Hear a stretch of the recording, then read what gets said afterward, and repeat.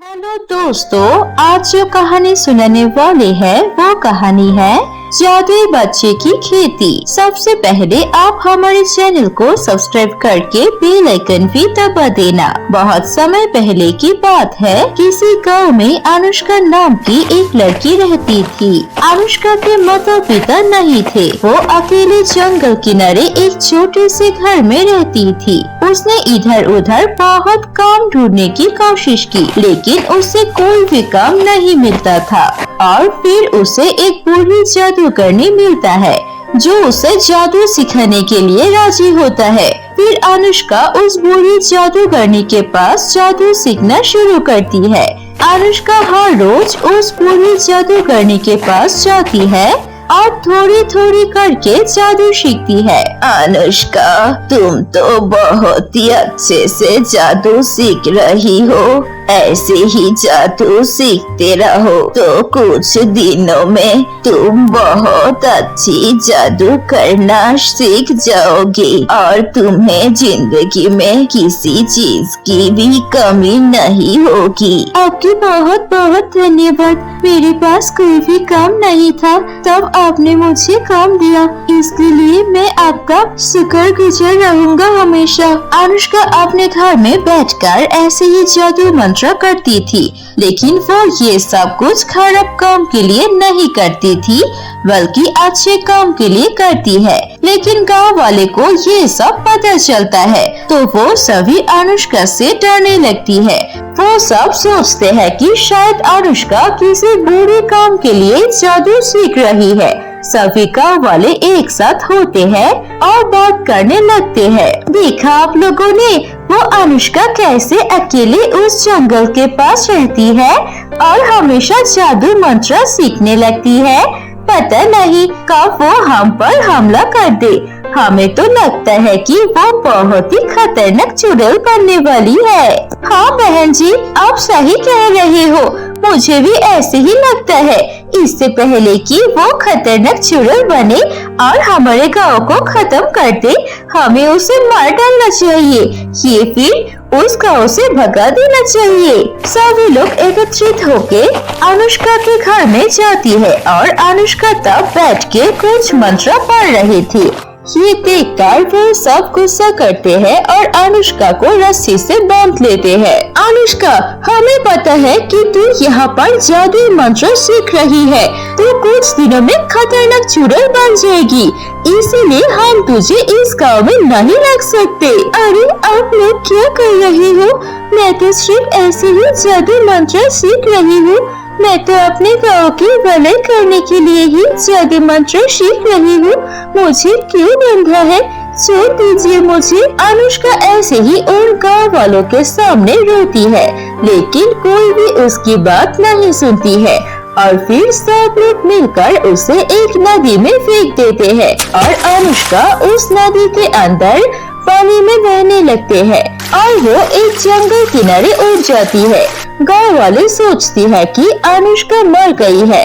ऐसा सोच के वो सभी चले जाते हैं। अनुष्का का बहुत बुरा लगता है। वो मन ही मन सोचती है, इन गांव वालों की इतनी हिम्मत, मैं तो इन सभी की मदद करने के लिए ये सब कर रही थी, लेकिन इन्होंने मुझे मारना चाहा। अब मैं इन सभी को सबक सिखा दूंगी। मुझे जो भी जादू आता है, मैं ये सारे जादू लगाकर इन सभी की जिंदगी को नरक बना दूंगी। अनुष्का ऐसा सोचकर वो अपने जादू से एक बूढ़ी औरत का रूप लेकर आइसक्रीम बेचने के लिए आती है और वो पूरे गांव में आइसक्रीम बेचती है। उसे आइसक्रीम बेचने के बहाने से गांव के सारे बच्चे को उसके पास लाती है और वो सारे बच्चे को फ्री में आइसक्रीम देने का लालच देकर उन सभी को अपने पीछे पीछे बुलाकर जंगल में लाती है। आइसक्रीम ले लो बच्चों, ये फ्री आइसक्रीम ले लो, मैं मुफ्त में आइसक्रीम दे रही हूँ, अच्छी आइसक्रीम ले लो। मुफ्त में आइसक्रीम का बात सुन के सारे बच्चे अनुष्का के पीछे पीछे जाने लगते हैं और अनुष्का उन सारे बच्चों को लेकर उसके जंगल किनारे गुफा में जाती है और जाने के बाद बहुत सारे बच्चे गायब हो जाती है। अनुष्का फिर से अगले दिन अपनी आइसक्रीम की ठेले लेकर आती है और ऐसे ही करके 2-3 दिनों में वो लगभग 7-8 बच्चे को गायब कर देती है। जब ये बात पूरे गाँव वालों में पता चल जाती है तो सारे गाँव वालों परेशानी में आ जाती है। अरे मेरी बेटी कहाँ चली गई, मुझे क्यों नहीं मिल रही है? इस दुनिया में मेरी बेटी के अलावा और कोई नहीं है। किसी ने मेरी बेटी को देखा क्या? मेरा बेटा भी मुझे नहीं मिल रहा है। 2 दिन से पता नहीं कहाँ चल गया। कैसे हमारे गाँव से ऐसे बच्चे गायब हो रही है? मुझे तो कुछ गड़बड़ लग रही है। शायद ये किसी चुड़ैल या कोई डायन का काम है। अब हमारी मदद कौन करेगा? अगर ऐसे ही चलती रहेगी तो हमारे गांव में एक भी बच्चे नहीं रहेगा। हम ऐसा कैसे होने दे सकते हैं? चलो हम सभी लोग इस गांव की बूढ़ी जादूगरनी के पास चलते हैं।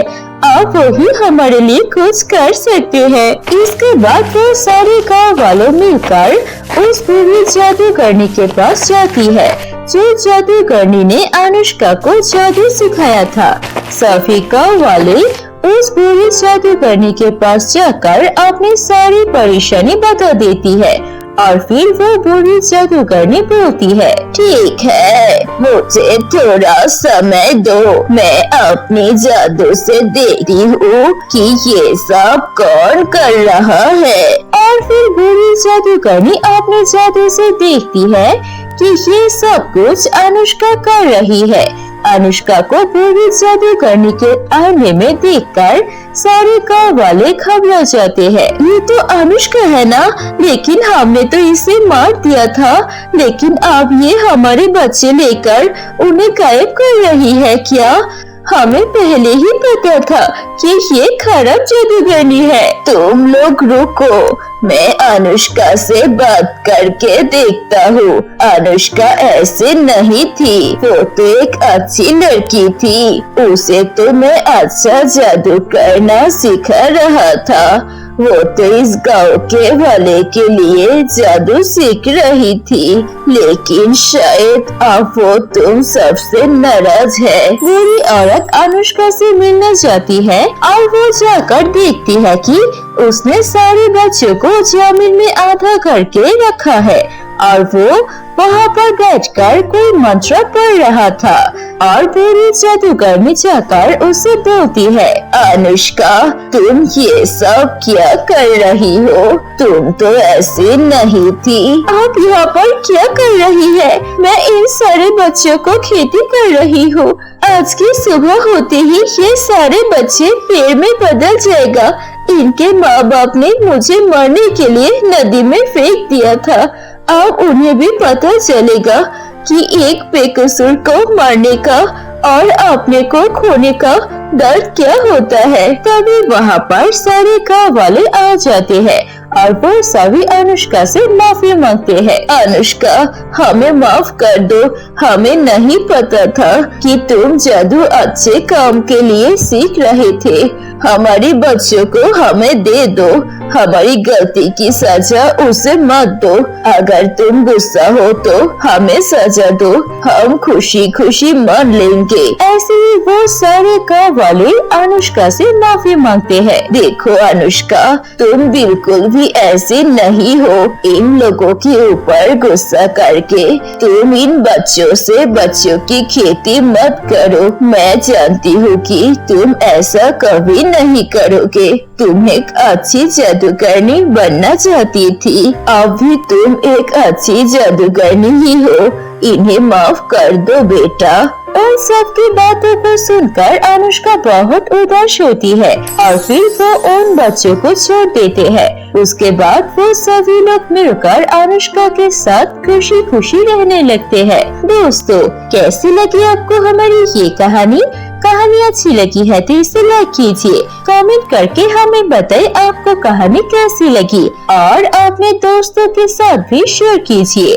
अगर ऐसी और कहानी देखनी है तो प्लीज सब्सक्राइब कीजिए हमारे चैनल पर। हम ऐसे मजेदार कहानियाँ और लाएंगे। धन्यवाद।